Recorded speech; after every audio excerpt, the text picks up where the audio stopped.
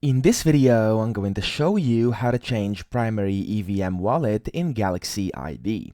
So over here, when you log into your account, you can see up top right, if you hover over your profile icon, you can then click on settings down here.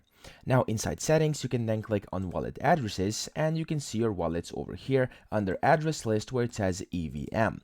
Over here, you can see this is your primary address. It has this little badge next to it. When you hover over it, it says this is the address that is primary.